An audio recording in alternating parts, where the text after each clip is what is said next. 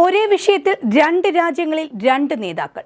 American Congress അംഗം Tim മർഫിയുടെ രാഷ്ട്രീയ ജീവിതം അവസാനിപ്പിച്ച വിവാദത്തിന്റെ തനിപ്പകർപ്പാണ് ഇപ്പോൾ പാലക്കാട് MLA രാഹുൽ മാങ്കൂട്ടത്തിൽ നേരിടുന്നത്. ഒരു സ്ത്രീയെ ഗർഭചിത്രത്തിന് നിർബന്ധിച്ചു എന്ന സമാനമായ ആരോപണമാണ് രണ്ട് നേതാക്കൾക്കെതിരെയും ഉണ്ടായിരുന്നത്. പരാതിക്കാരി രംഗത്തെത്തിയില്ല എന്ന സമാനതയും രണ്ടിലുമുണ്ട്. എന്നാൽ ടിം മർഫി സ്വീകരിച്ച ധാർമ്മിക നിലപാട് ഇവിടെ ആർക്കും ഉണ്ടായിട്ടില്ല എന്നതാണ് വ്യത്യാസം. അമേരിക്കൻ കോൺഗ്രസ് അംഗമായിരുന്ന ടിം മർഫി പെൻസിൽവാനിയയിൽ നിന്നുള്ള റിപ്പബ്ലിക്കൻ പാർട്ടി പ്രതിനിധിയായിരിക്കെയാണ് കുരുക്കിലായത്. ഗർഭചിത്രത്തിന് എതിരായ നിലപാടുകൾ എപ്പോഴും സ്വീകരിച്ചിരുന്ന മർഫി അതിനെതിരെയുള്ള നിയമങ്ങൾ കൊണ്ടുവരാൻ മുൻപന്തിയിലുണ്ടായിരുന്നു. എന്നാൽ കാമുകിയുമായി നടത്തിയ ചാറ്റ് സ്ക്രീൻഷോട്ടുകൾ പുറത്താവുകയും അത് മർഫിയുടെ രാജിയിലേക്ക് നയിക്കുകയും ചെയ്തതാണ് പിന്നീട് ലോകം കണ്ടത്. ഇപ്പോൾ രാഹുൽ മാങ്കൂട്ടത്തിനെതിരെ ഉയർന്നു വന്ന ആരോപണങ്ങളും സമാന സ്വഭാവമുള്ളതാണ്.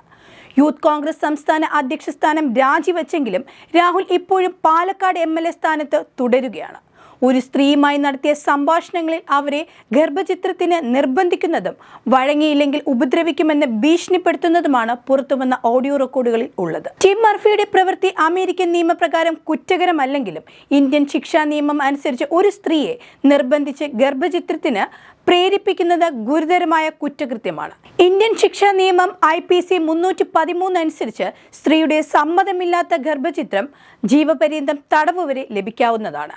ഗർഭചിത്രത്തിന് സ്ത്രീയുടെ സമ്മതം മാത്രമാണ് ആവശ്യമെന്ന് 1971 medical termination of pregnancy act വ്യക്തമാക്കുന്നു.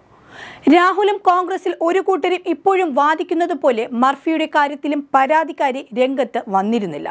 എന്നാൽ ജനമധ്യത്തിൽ തെളിവായ കുറ്റകൃത്യത്തിന്റെ ഗൗരവം കണക്കിലെടുത്ത് ധാർമ്മികത ഉയർത്തിപ്പിടിച്ച് മർഫി സ്വയം സ്ഥാനം ഉപേക്ഷിച്ചു. പരാതി കൂടി ഉണ്ടായാൽ തിരിച്ചടി എത്രത്തോളം വലുതാകുമെന്ന് മർഫി തിരിച്ചറിഞ്ഞു. ഇവിടെ ഇനിയും അത് തിരിച്ചറിയാത്തത് കോൺഗ്രസും പാലക്കാട് MLAയുമാണ്.